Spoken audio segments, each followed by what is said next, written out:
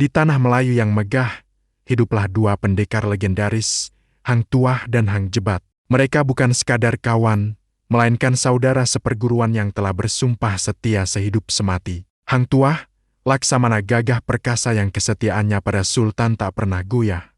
Di sisinya, ada Hang Jebat, satria pemberani yang hatinya selalu terbakar oleh api keadilan. Mereka adalah lambang persahabatan sejati, dua sisi mata uang yang saling melengkapi. Namun, seperti kata pepatah, langit tak selamanya cerah. Sebuah badai fitnah datang menerpa, mengubah segalanya dalam sekejap mata. Sebuah tuduhan keji dilemparkan kepada Hang Tuah.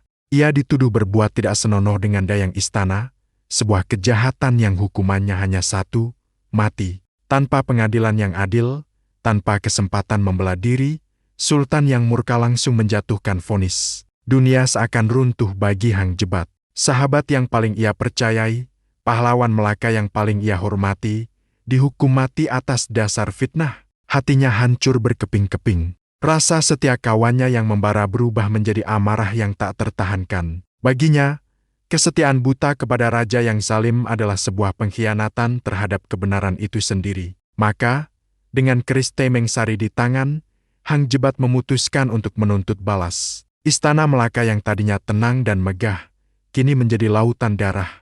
Hang Jebat mengamuk, menantang siapa saja yang berani menghalangi jalannya. Setiap tikaman kerisnya adalah jeritan keadilan untuk sahabatnya. Raja adil raja disembah, raja zalim raja disanggah. Itulah pekiknya yang menggema di seluruh penjuru negeri. Para pengawal istana tumbang satu persatu. Tak ada yang mampu menandingi amuk sang satria yang hatinya terluka. Bagi rakyat jelata yang tertindas, Hang Jebat adalah pahlawan, suara mereka yang tak pernah terdengar. Namun di mata istana, ia adalah seorang pemberontak, seorang penderhaka yang harus segera ditumpas. Melaka berada di ambang kekacauan. Di tengah keputusasaan, Sultan akhirnya mengetahui sebuah rahasia besar dari Bendahara Paduka Raja. Ternyata, sang bendahara tidak pernah tega melaksanakan perintah hukuman mati itu.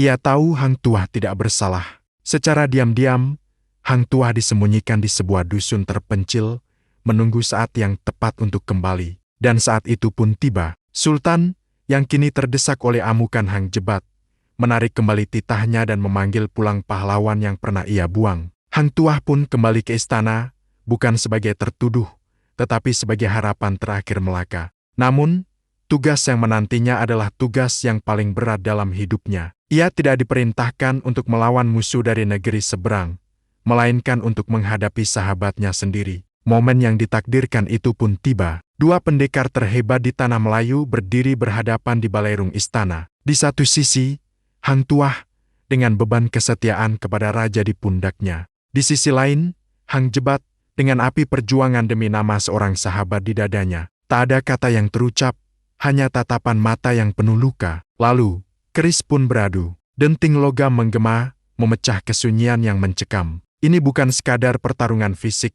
Ini adalah perang antara dua prinsip, kesetiaan melawan keadilan. Keduanya adalah murid dari guru yang sama, menguasai ilmu silat yang sama tingginya. Pertarungan itu berlangsung berhari-hari, tanpa ada yang bisa dikatakan benar-benar unggul. Istana menjadi saksi bisu tarian mau dua saudara yang terpaksa saling melukai. Setiap serangan yang dilancarkan Hang Tuah dibalas dengan sama kuatnya oleh Hang Jebat. Setiap lakan diikuti oleh tusukan balasan yang mematikan. Mereka bertarung bukan lagi untuk menang, melainkan karena takdir telah memaksa mereka ke jalan ini. Hang Tuah terus mendesak Jebat, memintanya untuk menyerah dan memohon ampun pada Sultan. Namun bagi Jebat, kehormatan sahabatnya jauh lebih berharga daripada nyawanya sendiri. Ia menolak untuk tunduk pada penguasa yang telah mengkhianati kepercayaan. Dalam pertarungan yang seimbang itu, Hang Tuah tahu ia tak akan bisa menang dengan cara biasa. Dengan sebuah tipu muslihat, ia berhasil merebut kembali keris pusaka Temeng Sari yang selama ini digunakan oleh Hang Jebat. Tanpa Temeng Sari, Jebat menjadi lebih rentan. Momen tragis itu akhirnya datang. Dengan kerisnya sendiri, Hang Tuah berhasil menikam Hang Jebat. Darah membasahi lantai istana, pertarungan pun berakhir.